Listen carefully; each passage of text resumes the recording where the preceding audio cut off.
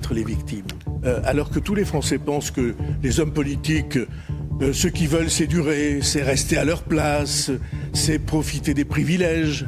C'est la raison pour laquelle j'ai pris ce risque en disant c'est suffisamment grave pour que je vous dise le gouvernement engage sa responsabilité. S'il est suivi, on ouvrira toutes les négociations nécessaires. S'il n'est pas suivi, il tombera.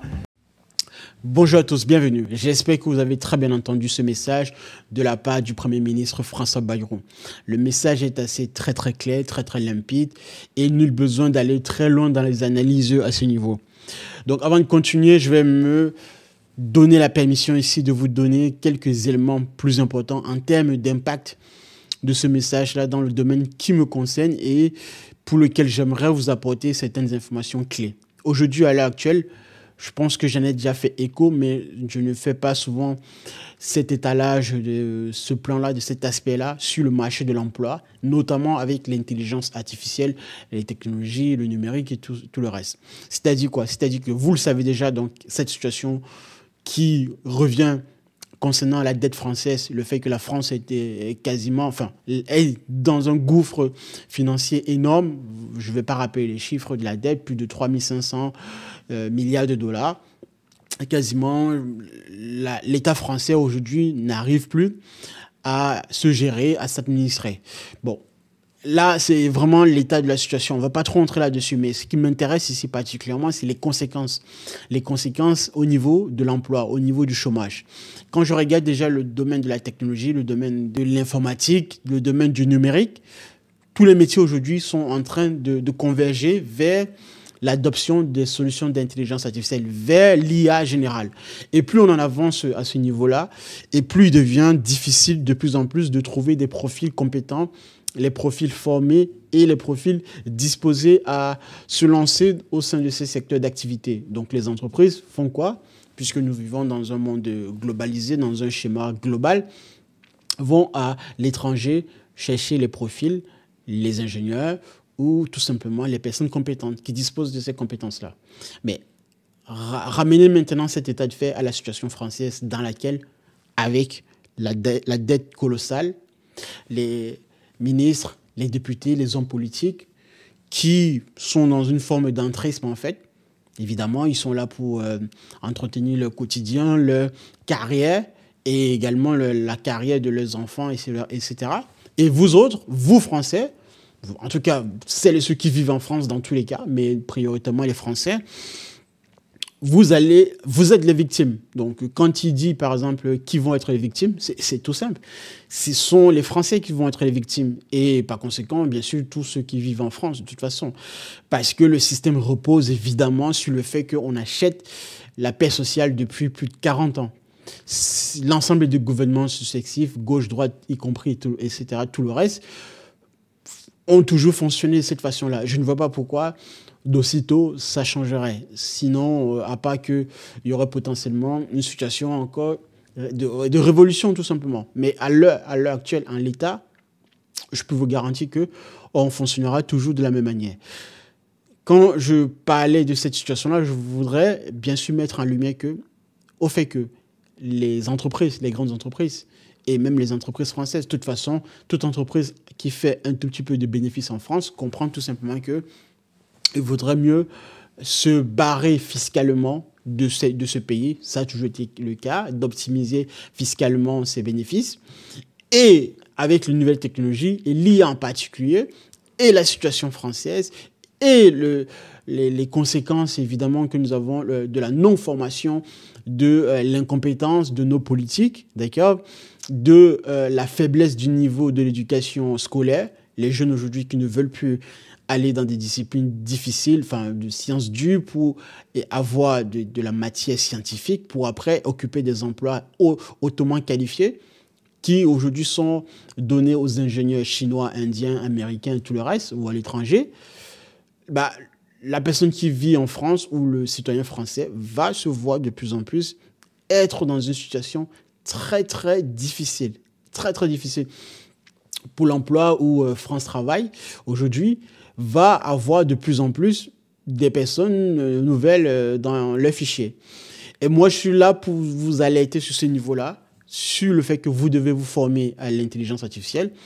Vous devez comprendre les ressorts, comment évidemment, dans votre secteur d'activité, comment l'IA pourrait impacter et par conséquent, vous positionner tout de suite dans les secteurs d'avenir, dans les postes, les métiers, dans lesquels évidemment votre compétence aura un rôle capital. Parce que si même vous vous dites je vais quitter ce pays, bon déjà il faut avoir déjà les moyens, mais d'autant plus quitter, c'est parti également avec une compétence. Parce qu'on ne quitte pas pour quitter, on quitte parce que de l'autre côté, quel que soit l'endroit que vous aurez sollicité dans votre démarche, vous partirez avec le fait que vous aurez une compétence à vendre et à mettre en valeur sur le marché de l'emploi.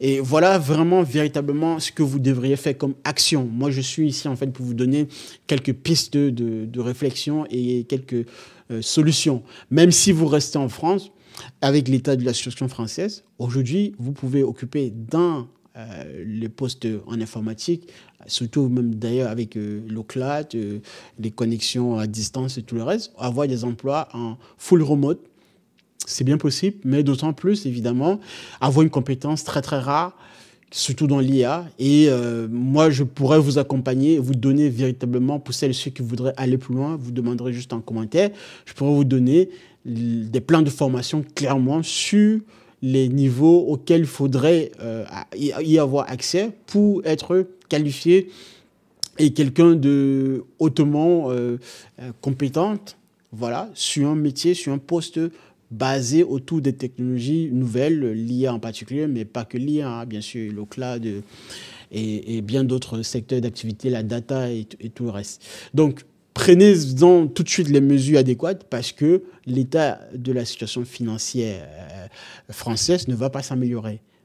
Moi, je peux vous garantir, après, si vous ne me croyez pas, libre à vous, il n'y a pas de souci. Mais sachez que vous allez être victime, vous allez être de plus en plus, bon, je me mêle bien sûr dans ce lot-là, être de plus en plus taxé, d'accord? C'est toujours le cas, mais ça va l'être de plus en plus parce que, en fait, ce qu'on ne vous dit pas réellement, si je dois un peu entrer dans un côté un tout petit peu politique, réellement, en soi, ce n'est pas la dette qui est le problème. Le problème, ce n'est pas la dette. Le problème, bon, fondamentalement, le problème, c'est une volonté politique. Et deuxièmement, par corrélation de cette volonté politique, ou plutôt par cette absence de volonté politique, il y a le fait de ne pas proposer un plan de sortie de dette. Voilà, un plan de remboursement de la dette à l'horizon, je ne sais pas, 5, 10 ans, etc. Vous n'avez pas ces deux éléments-là. Et que font les politiciens? Ils font de la gouvernance par la peur. On vous gouverne toujours, et ça fonctionne toujours depuis des siècles, hein, voilà, depuis Machiavel et bien avant et tout le reste. Les seigneurs ont toujours gouverné par cette méthode-là, et qui, bien sûr, fonctionne très bien à merveille. Et on a habitué donc les gens à être gouvernés par la peur, par la crainte de l'autre, la crainte de l'immigré, la crainte de son voisin, etc. Et particulièrement en France, où la situation, vous voyez bien au quotidien, dans les transports publics, au travail, dans la recherche de vos logements et tout le reste, vous allez avoir de plus en plus des situations désagréables. Voilà, compte tenu évidemment de la population immigrée, de l'espace du territoire français et en Europe de manière plus générale. Moi, la seule solution que je peux vous donner, c'est que vous devez vous former aux technologies nouvelles, en particulier ici l'IA. Et pour en savoir plus sur la manière dont il faudra se former, vous pouvez me poser des questions. De toute façon, il y a d'autres outils en ligne. Vous pouvez également avoir des plans de formation. Mais toujours est-il que formez-vous à l'IA, ayez les bonnes compétences à vendre, à mettre en valeur sur le marché de l'emploi de manière globale. Donc cette fois-ci, il faut penser votre sortie de la France, que ce soit physiquement ou fiscalement, dans tous les cas fiscalement à minima. Donc le fait de gagner votre vie avec un revenu qui pourrait venir de plus en plus de l'étranger, être indépendant vis-à-vis de l'économie française, ça, la clé ici, je ne peux être assez très dur dans mon propos là-dessus, vous devez absolument vous former à l'intelligence artificielle. Voilà, je vais m'arrêter là. J'espère que mon message a été entendu. Sinon, pour le reste, tant pis pour vous. Et on se retrouve à la prochaine. Merci de m'avoir écouté. Restez concentrés et merci. Au revoir. Mais nous aurons dit aux Français, sans la moindre ambiguïté que c'est la vie de la nation qui est en jeu. Est-ce qu'une dissolution nouvelle nous permettrait d'avoir une stabilité, d'avoir une volonté, d'avoir une détermination du pays et de ses gouvernants pour avancer? Je ne le crois pas. Et si on crée le chaos aujourd'hui, encore une fois, qui vont être les victimes?